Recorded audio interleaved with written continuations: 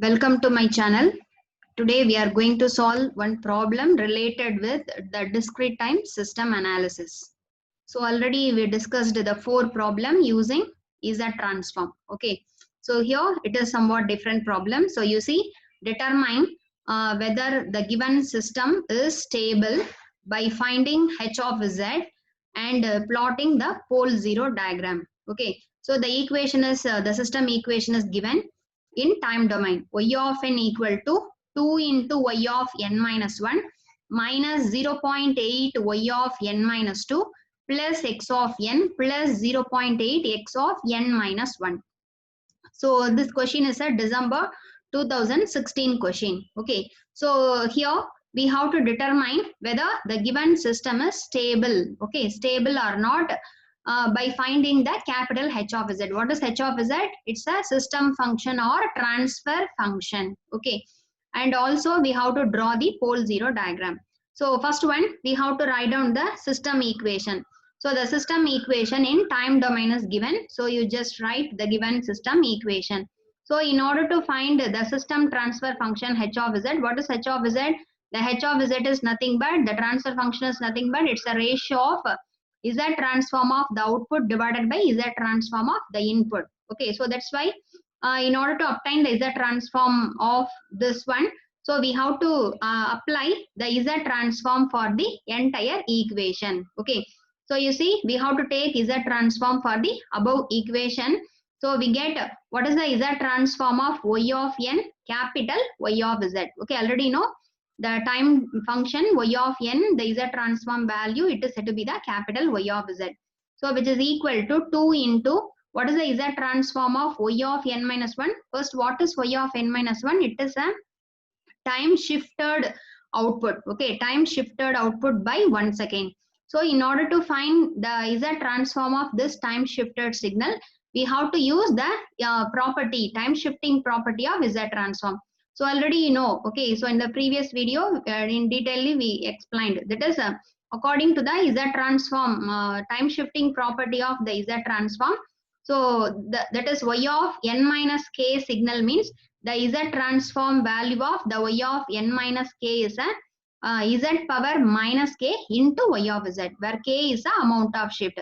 So this is said to be the time shifting property. So using this time shifting property, so we have to take Z transform for the above thing. Okay, so here Y of n minus 1. So what is the Z transform of Y of n minus 1? So according to the time shifting property, Z power minus k. Here k value is 1. So Z power minus 1 into capital Y of Z. Okay. Similarly, minus 0.8 into what is the Z transform of Y of n minus 2? Z power minus 2 into Y of Z. Okay. Plus here it's a X of n. Input is there. So the Z transform of the input, it can be written as capital X of Z. Okay. Plus 0.8 into X of n minus 1. So what is the Z transform of X of n minus 1? Z inverse into X of Z. Okay. So here you collect Y of Z term one side and X of Z term one side. So that's why you see here one Y of Z is there in the left side. So you see this first term and second term is having the Y of Z. So you just change this term to a left sided value. So Y of Z minus 2 into Z inverse into Y of Z. Then this minus 0.8, it is converted to plus 0.8 Z power minus 2 into Y of Z equal to, so here X of Z plus 0.8 into Z inverse into X of Z. Okay.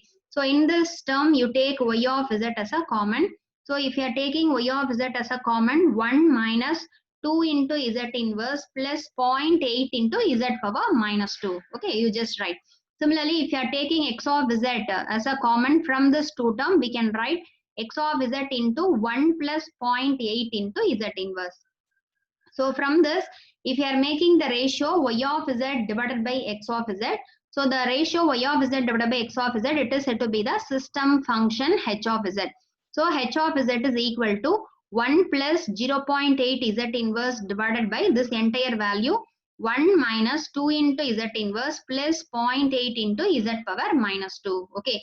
So this is said to be the transfer function or system function. Okay. So the first one is calculated.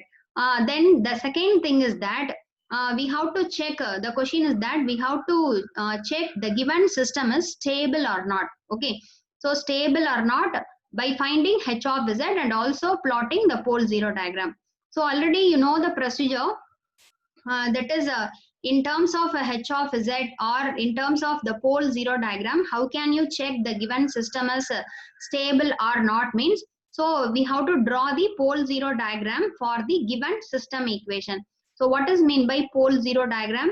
So the poles, it is nothing but, you see, this is the h of z function.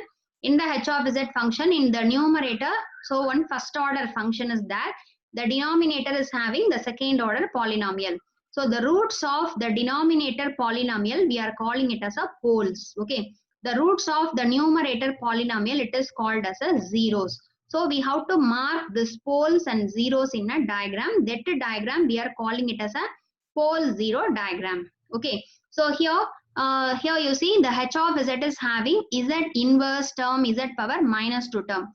So if we want to factorize the polynomial into some value means, so if the z is having the positive power means it is comfortable for us. Okay. So that's why you just multiply both numerator and denominator of this h of z by z squared. Okay.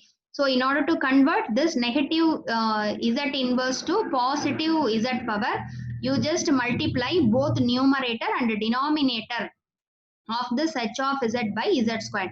So if you are multiplying the numerator with z squared means the first term 1 into z squared, then plus 0.8 into z inverse into z squared. So it is converted to 0.8 z. Okay, so whole thing divided by, here 1 multiplied with z squared, then minus 2 into z power minus 1 multiplied with z squared, it is z. Okay, similarly plus 0.8 into z power minus 2 z square. If you are multiplying the two thing means we will get z power 0. So 0.8. Okay. So we converted the h of z function full and full positive z. Okay. Then next one, we have to find the roots of numerator polynomial separately, the roots of denominator polynomial separately. So that's why in numerator you see in the numerator is having two term. So in the two term z is common. So you just take z as a common. So we have to write z plus 0.8 into z. Similarly, the denominator polynomial is having the order 2. Okay, so you just factorize this second order equation. So if you are factorizing, so using calculator, you just factorize, or otherwise, if you want to calculate the roots of the second order polynomial, you know the formula, minus b plus or minus square root of b squared minus 4ac divided by 2a. So using that formula, you just factorize. So we will get the roots are, one is 1.445 and another one is a 0.555. Okay, so that's why this second order equation, it is splitted as z minus the first root. What is the first root? 1.445. Okay, into z minus the second root, it is 0.555. Okay, so the h of z is factorized. Okay, so from this, so already you know what is the roots of the denominator polynomial. It is called as a poles. So here you see in the denominator there are two roots. What's the roots? 1.445 and 0.555. So the first pole, okay, you take it as a first pole as a 1.445 and second pole as a 0.555. Okay, so these are all the poles and the roots of numerator polynomial. So you see the numerator polynomial is having the two term. One is simply z. Z means z equal to 0. And another one is z plus 0.8. That means z is equal to minus 0.8. So the first 0, it is mentioned as minus 0.8. And the second 0, it is denoted as a 0. Okay. And we have to mark this poles and zeros in a pole zero diagram. Okay. So what is meant by pole zero diagram? So we have to draw this pole zero diagram in a z plane. So along x-axis, you just take real of z. Okay, already you know the pole zero diagram. That is ROC diagram is otherwise called as pole zero. If you are marking the poles and zeros means it is a pole zero diagram. If you are marking only the ROC region means it's a ROC diagram. Okay, so along x-axis, we are taking the real of z. Along y-axis, you just take the imaginary of z. Okay, and we have to mark the poles and zeros. And you know the poles are marked in the pole zero plot by the symbol cross. Okay, the poles are marked by the symbol cross, okay, cross, and the zeros are marked by the symbol small circle, okay, small circle. So here you see the first pole, what is the value? 1.445, okay, it's a real value. So you see, if this dotted line, it indicates a unit circle. What is mean by unit circle? That is the circle having radius 1. Okay, so the radius of this circle is a 1. Okay, you just draw in order to identify the given system is stable or not.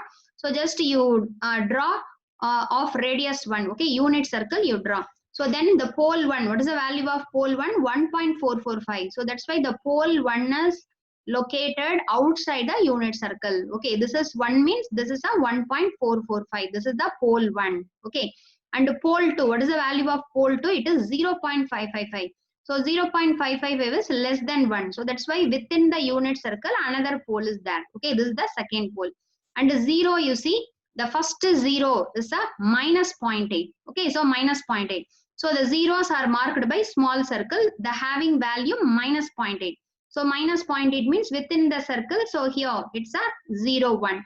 And another 0 is a 0 only, that is origin. So this is the 0, second 0. Okay, so this is said to be the pole 0 plot.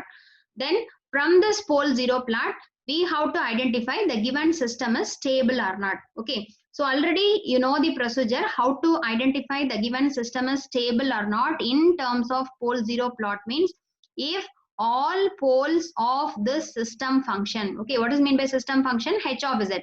For this H of z only we are drawing the pole 0 diagram. Okay, so the corresponding pole 0 diagram for the transfer function, if all poles are located within the unit circle means the system is said to be stable. But here you see in our problem, one pole, the pole P2 is located within the unit circle, but the pole P1 is located outside the unit circle. Okay, since the pole 1 value is 1.445, the pole 2 is having the value 0.555.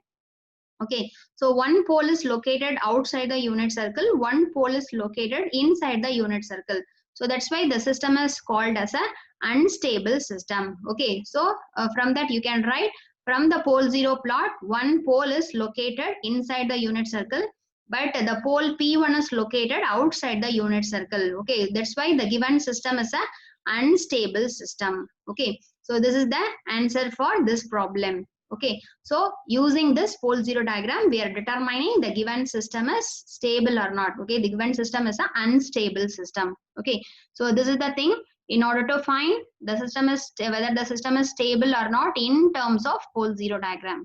Okay, so in terms of impulse response also we can conclude the given system is a stable or not. Okay, but here in terms of pole 0 diagram they are mentioning. So using that diagram we are calculating the given system as a stable or not. Okay. So thanks for watching my channel. In the next video, we are going to discuss the problem, that is the analysis of the discrete time, LTI discrete time system using DTFT. Okay. So here 5 problems we solved related with the analysis of LTI DT system using Z transform. Similarly, the same system equation can be analyzed using the DTFT also. Okay, so we will discuss in the next video using the DTFT problem. Okay, so anyway, this analysis of the discrete time system in 5th unit. Similarly, the analysis of LTI continuous time system in 3rd unit, it's a very important question. Okay, very important question, compulsory from this that 3rd unit and 5th unit. One question is coming from this part. Okay, so don't forget to study this. Okay, so you study all problems.